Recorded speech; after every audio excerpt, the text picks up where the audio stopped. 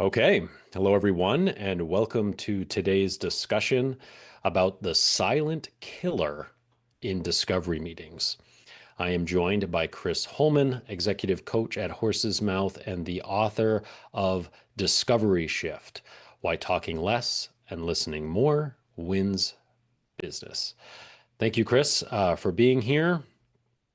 Uh, Doug, you're you welcome. Thank you. you have reviewed nearly 100 advisor prospect meetings as part of your work in the Discovery Lab. So, what did you uncover about the kinds of questions that advisors are actually asking as opposed to what they think what they think they're asking? Doug, I'm glad you asked me that question. In the Discovery Lab, so check this out.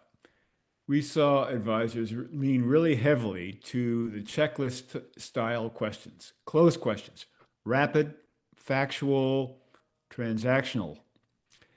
Now, on a spreadsheet, that looks pretty efficient, but when you get in the room, it really stops the conversation right before anything meaningful can emerge. Prospects, the people across the table from you, they give short answers. The advisors capture the data, but nothing gets said from there. And I have to say, we see this all the time in discovery meetings. As you said, we've recorded over 100 meetings, and we see it all the time. In fact, in one recent recording last week, the prospect said something really deeply personal. Here's what she said. It's still pretty raw. She was talking about her recent divorce. And the advisor immediately pivoted into a 45-minute agenda and a list of financial categories, so on and so forth. She offered this human moment, and he responded. The advisor responded with a process. And this is what happens when advisors walk into discovery meetings believing that the main purpose of the discovery is to gather inputs for a financial plan. They default to closed questions, and the whole meeting stays entirely at the surface. Okay, you mentioned closed-ended questions. Uh, I know that your research shows that over 90% of advisor questions are close-ended. So, why does this matter so much? Or why is this such a big mistake when it comes to discovery meetings? Doug, closed questions turn the meeting into a polite interrogation. You get the facts, but not the feelings. Remember Dragnet with Joe Friday, just the facts, ma'am? That's what you get. Yep. You get cooperation, but not connection. And again, I'm going to refer to the recordings we've done in a recent meeting that we recorded. After the prospect mentioned the emotional strain of moving, they were thinking about moving. The advisor immediately asked a series of factual questions about her budget, her pension, her lifestyle expenses, as if he were filling out a form. In fact, he was filling out a form. No pause, no curiosity, just the next box on the list. So when questions stay closed, yes, no question, the prospect stays guarded. And the advisors never hear the real story behind the numbers. Yeah, there's like this real moment that's there for them to have, and then advisors are just turning away from it, like somebody going to a high five, just ignoring them and walking away. It seems like it's just such a huge missed opportunity. And I know that, well, we know that, there's a huge misconception where most advisors think that they are great listeners. Okay. Yet, Chris, I know your data says that they talk 70% of the time. So, and a big part of that I'm imagining is those closed questions. No question. And here's why. Closed questions create tiny answers, and tiny answers create silence. And the silence makes advisors feel uncomfortable. This is my theory. So here's what they do. They fill it with long explanations, stories, and planning philosophy. And the meeting, and what we've seen, the meeting becomes a monologue. And we watch it happen time and again, Doug. In one meeting, again, I'm referring to real life meetings that we listen to and record. In one recent meeting, the advisor launched into long segments about planning areas, beneficiaries, estate guardrails, all before the prospect had fully articulated what was going on in their situation. In this case, the prospect, was still trying to figure out if the advisor had listened, and he was already teaching her. Advisors think silence means I should talk, and prospects think silence means, I might finally get a word in. Can you explain the difference between, gathering information, which you say most advisors are kind of focused on gathering that info that they need to, plug into their process. What's the difference between that and generating, true insight into the person's situation? And, how are closed questions contributing to staying that surface level rather than getting deep? So information builds a plan. Insight builds the relationship. Closed questions gather data. Open questions reveal meaning, the why behind the numbers. And meaning is where the trust forms. Again, in one recent recording, the prospect said, I cannot wait to get out of where I am. She was talking about physically, she wanted to move. And that's an emotional opening. And so instead of exploring it in this recording I'm thinking about, instead of exploring it, the advisor pivoted completely into retirement timing, claiming strategies for Social Security. He heard the numbers, yet she offered a story. Discovery isn't just about gathering ingredients, it's about unlocking the emotional flavor, if you want to call it that way. And open questions do just that. Chris, do you think some of this has to do with the fact that advisors are, they have a plan when they go into the meeting and they're too rigid about following that plan instead of going where the the conversation's taking them and what's sparking those emotions in the potential client? Is that part of what's happening? Well, I think more than part of. I think actually the fact that they have a plan. They're planners. They're called advisors are called planners. They want to complete this plan, and that fact drives the closed-ended questions. So I'm actually beginning to question whether or not financial plans and planning should even be part of discovery meetings because it sets advisors off on the completely wrong foot. Okay, and then of course, establishing trust, building trust in the would-be client is all important, as we know. So, what happens to that trust building or lack thereof during the discovery meeting when the advisor is only giving or only asking these, close-ended, short, factual questions? So here's the answer. It's an important one. Trust drops really quickly, and neuroscience explains why.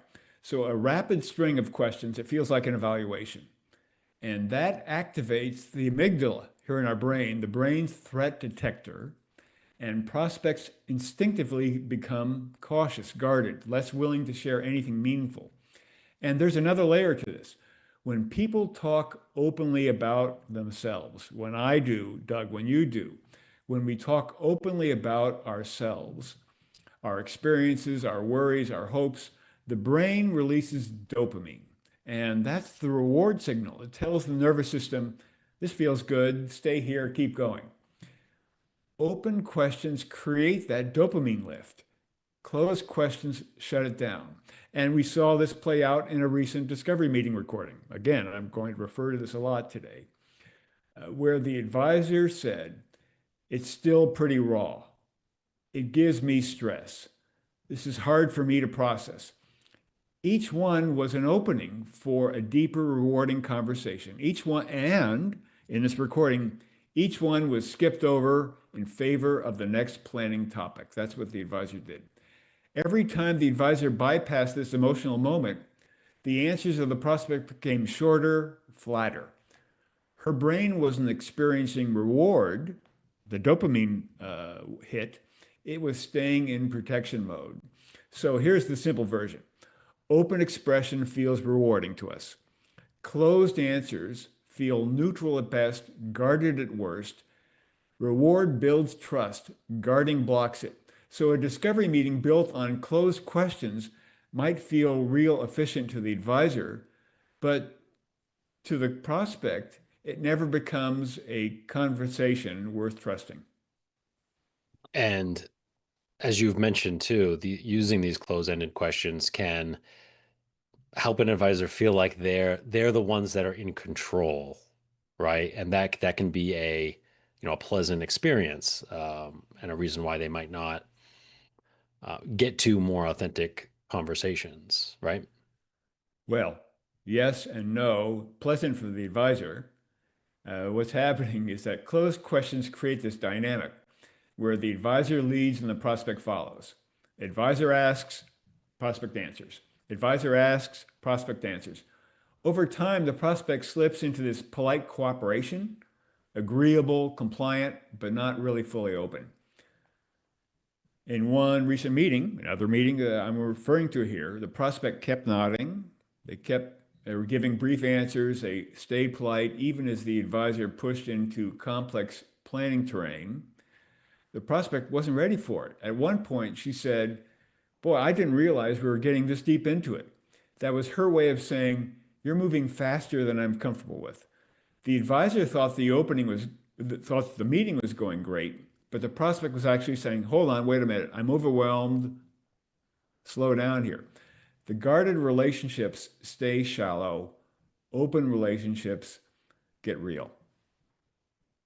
Okay, and you know, as you alluded to, a lot of advisors they see the discovery meeting as, you know, kind of an intake process for building the financial plan. Um, how do you think, closed questions play in there, and how would a mindset that prioritizes more open questions kind of fix that or evolve that? So if Doug, if the discovery meetings is about intake, the advisor behaves like a scanner. Beep, beep, next item, beep, beep. Closed questions fit that task perfectly, but they're terrible for understanding the person, the prospect. And we just analyzed a meeting where by minute four, check this out. By minute four, the advisor had already set a structure, outlined outcomes, diagnosed concerns, assumed concerns, and diagnosed them, and started sequencing planning. That's intake. The prospect hadn't even told her story yet. Yet the advisors think intake is productive. Prospects don't feel that way. They experience it as completely overwhelming. And you've argued that clients, they don't trust the plan, they trust the person. So, how do open questions help build that initial relationship? Doug, a critical point. So open questions tell the prospect you can be yourself here. And that changes everything. When people feel seen, their guard drops, their trust rises. So in another meeting we recorded, the prospect revealed one of his deepest emotional drivers of his life. His son was struggling socially and hoping that moving to Chicago would give him the son opportunity. The advisor's response when the prospect said this, here's what the advisor did. They pivoted straight into the financial logistics. So what would the living arrangement look like? What would the education cost be? And that moment could have built enormous trust between the prospect and the advisor. Instead, it simply became a data point. Prospects aren't deciding, I'm calling them prospects. People aren't deciding whether to trust your plan. They're deciding whether or not to trust you. Okay, maybe you can give us an example here. So, do you have an example of a closed question that's, data gathering oriented, and then a alternative, more open follow-up that actually leads to true discovery? I do. So here's a closed question. I've heard this very often in discovery meetings. The advisor asks, do you have a will? Useful information, possibly necessary, possibly emotionally empty. What if you followed up that question with this open-ended follow-up? So, Chris, I'm curious, what led you to set up your will the way you did? And this would reveal motivation, history, fear, values, everything behind the do you have a will closed-ended question. Um, we saw the opposite, by the way, in another lab meeting, discovery lab meeting. The prospect mentioned that her daughter was pregnant and overwhelmed with that pregnancy and what was going on there. A perfect opening to explore, for the advisor to explore her concern for family, generational support. Instead, guess what happened? The advisor launched into an audit of the children, of all three of the prospect's kids, an audit of the living arrangements, grad school costs, fairness questions, estate scenarios, one closed question after the next, all mechanics, no meaning, open questions, follow-ups, especially follow-ups, make discovery human. Okay, well, for advisors listening who want to, improve their discovery meetings, what's one maybe simple shift that they can make to move away from closed questions and, improve the connection they're making? Here's one, a simple one. Add an open follow-up to every closed question and make it automatic. Three examples. Advisor might ask, do you have a 401k? Interesting question, possibly. Follow that up with, how did you decide to invest in that way? Okay, here's another closed-ended question. Is your mortgage paid off? Yes or no? Follow-up question. What led you to approach it that way? Okay, third example. Do you have life insurance? Follow-up question. What was happening in your life when you chose that particular policy? So we watched recently a meeting where the advisor asked for monthly spending numbers before the prospect had even fully explained what his transition meant to him. And his answers were vague because he just wasn't ready. Open follow-up questions slow the pace down. They deepen the story and they build trust really fast. Okay, that's great. Thank you, Chris.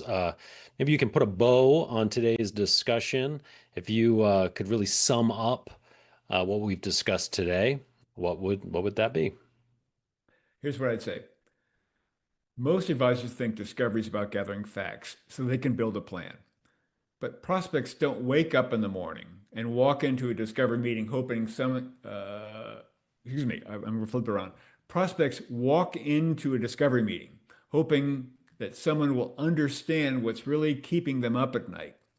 Closed questions come from the planning mindset, open questions from the human mindset. When advisors rely on closed questions, the meeting becomes efficient, but emotionally really flat. So when the advisors ask open questions and stay with the answers, stay with the story, the brain relaxes, trust rises, and the real story finally shows up. Discovery isn't just an intake process. It's not a data hunt. It's a conversation that reveals what matters most to the person sitting across from you. If advisors shift from collecting information to understanding the human, everything changes. The trust, the insight, the relationship, and ultimately the quality of the advice. And we should mention that your book, Discovery Shift, is eminent, not quite available to order yet. But for those who want to be notified when it is available, you can go to the URL you see on the screen here, horsesmouth.com/discovery notify. And when you do join this wait list, you are going to gain access to a PDF that contains many of the key research findings that Chris has compiled for you.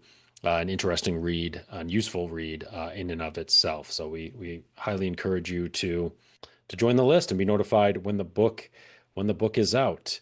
Chris, thank you so much, and we'll see you talk with you next week. Beautiful. Doug, thank you so much too.